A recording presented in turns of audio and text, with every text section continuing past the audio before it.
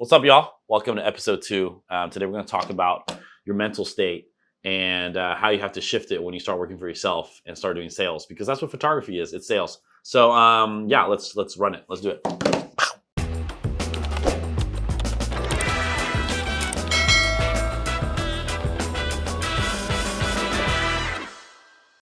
What's up, everybody?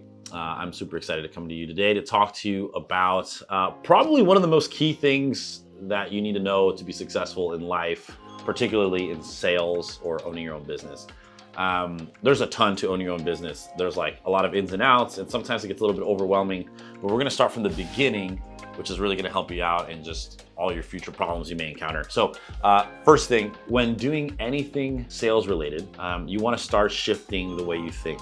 And one of the best ways to do that is to read books or read the success stories of people that have done it before you. That is gonna be the best way to really get motivated to get started, because you're gonna realize, oh shoot, there's so many things I can shift in my life and do differently that are gonna allow me to leverage things, allow me to produce more income, allow me to think differently, that allows me the opportunity to do more. So I'm gonna list out some books that I love. I'm sure if you're like super into business, you've heard of them. They're actually really popular, and they're popular for a reason. I don't think there's such a thing as a mainstream book. Like if everyone's reading it, it's probably for a good reason, right? It's a bestseller for a reason. So I love 10X, one of my favorite books that really helped me think bigger.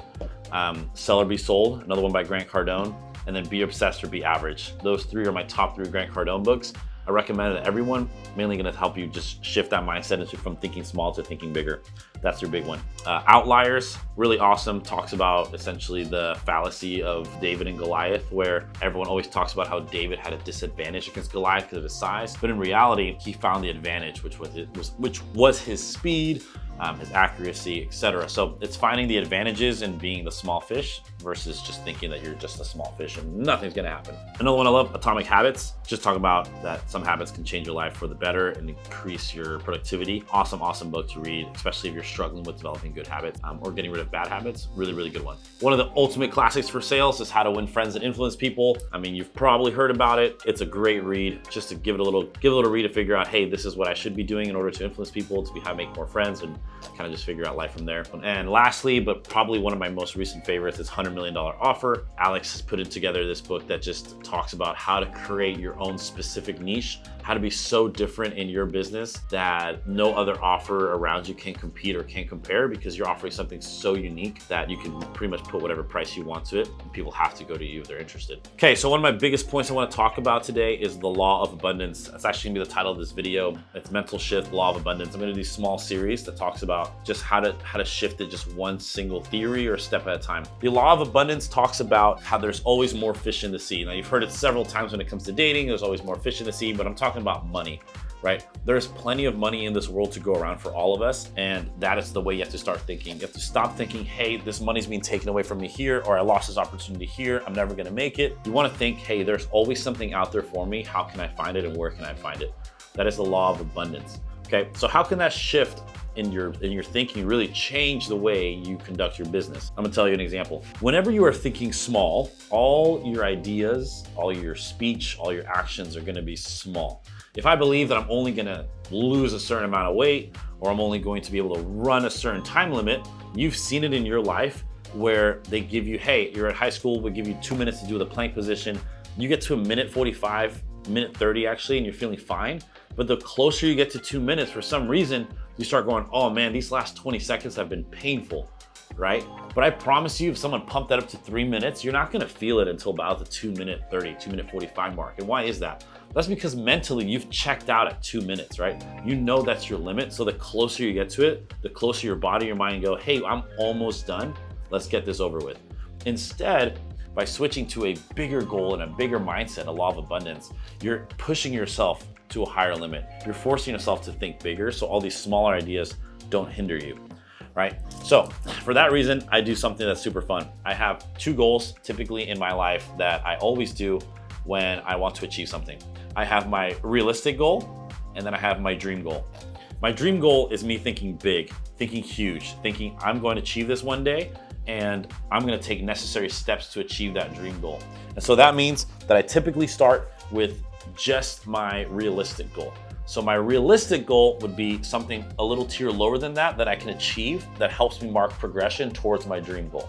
For example, I believe it's called Totomoro. It's a car that I really love. I've just recently saw it. It's kind of like similar to what I used to love, which was like the Aston Martin Valkyrie. And that would be like my dream car, right? McLaren P1. Those are like my dream cars that obviously I can't just throw down $300,000 to $400,000, $500,000 off the bat to just afford those. But I do have realistic dream cars along the way, right? One of them being like Lucid Motors. I want really the Lucid Air. Looks like an amazing car for me. It makes sense for me as with a family. It's bigger space, more mileage, better for road trips. So that would be my realistic car goal, a car that's $110,000, $120,000. I can achieve that with enough steps to reach it, right, comfortably, but it still isn't my $350,000 car that I dream car I want, right? But that allows me to hit those micro goals to progress, right? Obviously, all of us want to own like $1 million home, wherever that may be. Obviously, $1 million is different wherever you live in the country.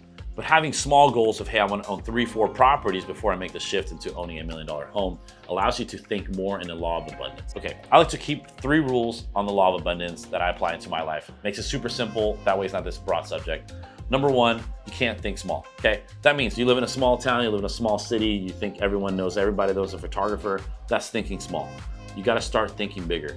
Whatever your goal is, double it. Whatever you think you can achieve this year, double it. It's gonna push you to work harder. It's gonna push you to make you feel a little bit more uncomfortable, so that way you can go ahead and make the moves that you want to do. For example, you live in a small town, stop thinking about just working in that small town. There's going to be a cap on how much money you can make, obviously. There's a lower population, there's lower businesses, there's only so much you can do. Instead, start thinking about branching out. Hey, how can I capitalize this little small town that I become the who's who of photographers, and I can branch out easily into these bigger brands? Listen, everything's digital, everything's online. You could easily just pick up this Apple Magic Mouse and say, hey, I'm gonna shoot a commercial with it, and then all of a sudden you're shooting commercials for, computer companies in your home, in your garage, because you did an awesome job. So stop thinking small. Number 2, there's always more money to be made. Money is not a fixed number, right? Even as a person working a salary, you can get a raise. You're working for a raise, right? If you're working just to live, then you're gonna stay stagnant for quite a while, right? So money is fluid. There's always more to be made.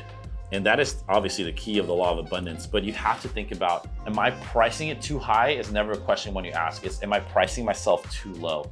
As you recognize that you can price yourself more and more, you're gonna push yourself past that 25, 50 an hour, 100 an hour, 150 an hour, 200. All of a sudden, you're gonna find yourself averaging 3, 4, 500 an hour. And then guess what? You're just making up more money for the same amount of work, because you've generated better clients, you've generated better leads, you focus more on, hey, how can I scale my time that I've invested into making more money, instead of just, hey, like, how can I get $1,050 clients? Like, it's just not gonna work, right? The law of abundance helps you focus more on, hey, there's always more money to be made. So why am I not charging enough? That's always the question you gotta ask, not am I charging too much? Lastly, rule number 3, which is by far the most important rule. It's, although there's an abundance of everything, there is not an abundance of time. There is an abundance of money, there is an abundance of people, of assets, of land, of water, of whatever you can think of, but there isn't an abundance of time. And so what you want to do after you do rules 1 and 2 and scale your business is you want to focus on, how can I buy back more time in my life? And that is where it gets really tricky as a self-employed business owner, right? That's when it gets really hard as a photographer or videographer, where you're trying to figure out, how can I buy back all that time in life that I invested over here and have essentially lost or am now using? How can I get it back? The key of figuring out the law of abundance is that not everything in life is gonna last forever. There's gonna be ups and downs in your business. There's gonna be ups and downs in your life, in your relationships, but how can 1 and 2 help you prepare for number 3? That's essentially how I think of it. So now that you got 1 and 2 in check, now it's time to buy back some more time. And we're gonna talk a little bit more about that in future videos. Now that you found success in photography, where do you go from here?